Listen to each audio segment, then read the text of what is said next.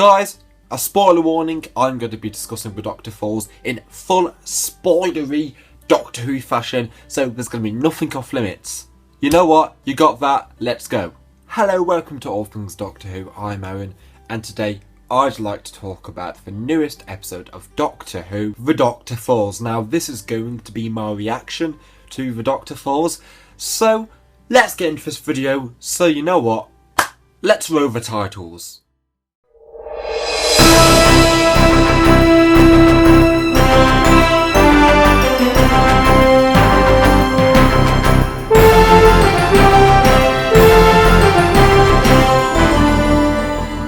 When I first watched this episode, I rewatched the World Enough and Time. I think that is the episode. And you know what? I thought it was a really good starter to an episode. It built up really nicely, had a great cliffhanger, and it had a lot of potential. Now, going into this episode, guys, if you love this episode, I'm going to respect that opinion because honestly, everyone's different. People love the gunfighters. That is a sin enough. But people like the gunfighters. I don't like it. I can respect opinions. So if you like this episode, I can completely agree there. But honestly, my honest opinion, I struggle to like this episode. Now, that doesn't mean I hate it. That doesn't mean I hate every single thing Moffat has done in this episode. But my review for my first viewing, it may change my second viewing, is here. Just to show I don't completely hate this episode, I'd like to talk about the ending for 1 second. David Bradley returning as the First Doctor. Oh my lord, what a fantastic scene. I adore the First Doctor. He's one of my favourites. He's such a great grandfatherly figure, time traveller, and he starts it all off, and honestly the First Doctor needs more love. He needs so much more love. So he actually also was knowing he was going to return, and by the fantastic David Bradley who portrayed him in An Adventure Time and Space. I'm happy about this, and I'm so happy the rooms are light. My lord, I'm happy. That's a great thing about this episode. So let's talk about some more good things, shall we? When David Bradley wasn't on the scene, I have to talk about Peter Capaldi. His performance completely shines in this episode. Through a really okay-ish episode, Peter shines. He is the shining light in this episode, in my personal opinion. I feel like his acting, the way he is, and regenerating as he's keeping all this in, and it's painful because I actually love this Doctor. He's a great First Doctor-esque Doctor for the 21st century. And it's just horrible just to see the Doctor I love just die. And it's not nice at all. The two masters, John Sim and Michelle Gomez, as Missy and the David Tennant Master. What are they like? Well, honestly, I'm getting into that in my negatives bits very soon. But one thing I actually really liked them is the very end, where they actually kill themselves, or did they? Now, I like this because it explains the plot hole. Well, not plot hole, but the Series 8 question. How does she know who the Doctor was?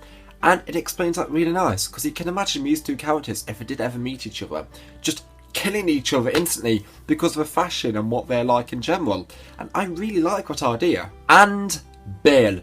So, as the last episode actually ended, Bill was a Cyberman. Now, how would it get around that with Pearl Mackie still being in the episode? Now, when I first seen Bill in the barnyard as Bill, I got like, seriously Moffat, have you done this? But honestly guys, Bill is actually pretty good in this episode, just for the fact she's still a Cyberman, and they get around this on such a nice emotional level that I can really respect what they do in this episode.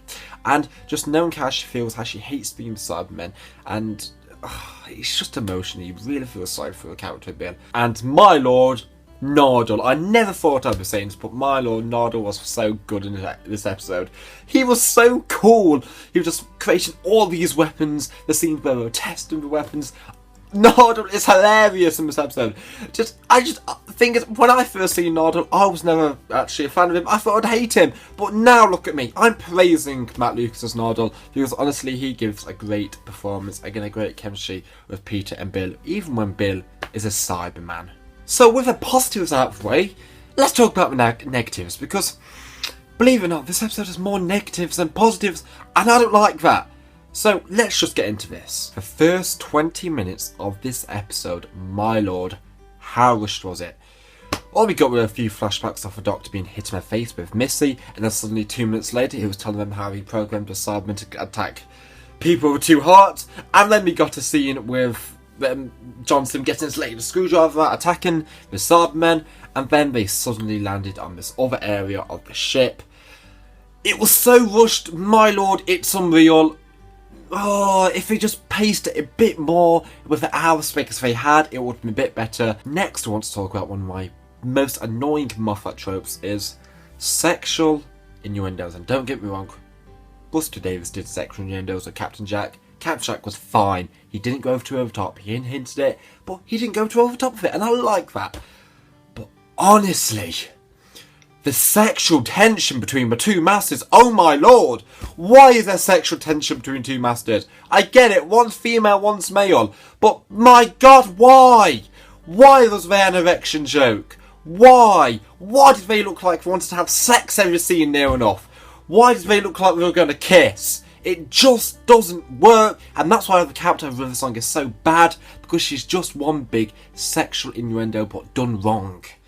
And that's why it was annoying with some of the scenes with the two masters, and I feel like this could have been done so much better, but oh, Moffat! And when we wasn't getting sexual innuendos, we weren't getting any scenes with Peter or just with John already, to be honest. I wanted more screen time with John and Peter because these two would have been so interesting together. In fact, if they reference the 10th Doctor in the End of Time, how he's changed, how he's become older, how he's more grumpy, but instead he was pushed to the back, and I'm honestly disappointed what Moffat did with this. And don't get me wrong, John was good. For the scenes he had, he was really good. He came back, he did a great performance, and my lord, he was good. But I prefer him over Rusty Davies here because he had more to do, and he wasn't a sidelined character. And the fear with most people is the Cybermen flying. Now, this is not the first time the Cybermen have actually flied. In Season 8, they fly, and to be honest, they were Iron Man Cybermen. It didn't bother me because I wasn't too much of a classic Cyberman. I could understand that. But honestly, guys, the Mondasian Cybermen, the Loomis Cybermen flying, that's when you have to really question why Moffat. I think he knew the fans didn't want this. He knew this, and in a sense I knew they were going to fly, because if you see the trailers leading up to these episodes, when Doctor Who Series 10 was first announced, you saw the Cybermen heads do this. So I knew they were going to do it, but I hoped it wasn't going to go into that direction, and it did. Oh, it's disappointing.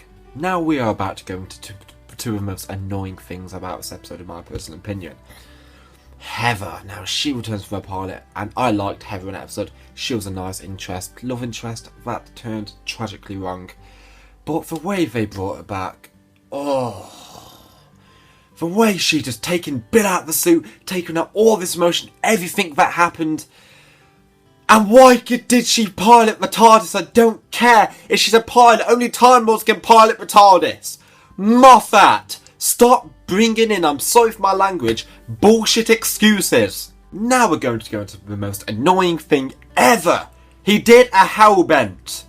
If you know what fans think of hellbent, you know why it's a bad thing. There are more people that hate hellbent than like hellbent. I am one of the people that just do not like what they did in that episode.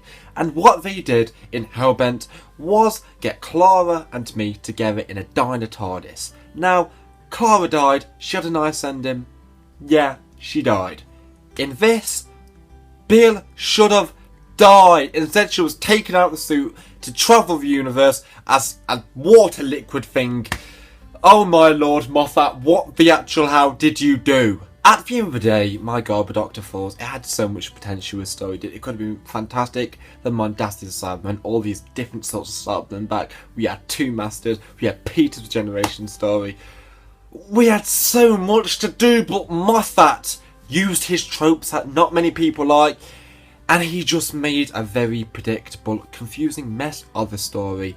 Granted, it's got some good points, but the bad points just really overweigh the good points to an extent. So that's what I'm going to have to give this story a 5 out of 10. I wanted to love it, guys.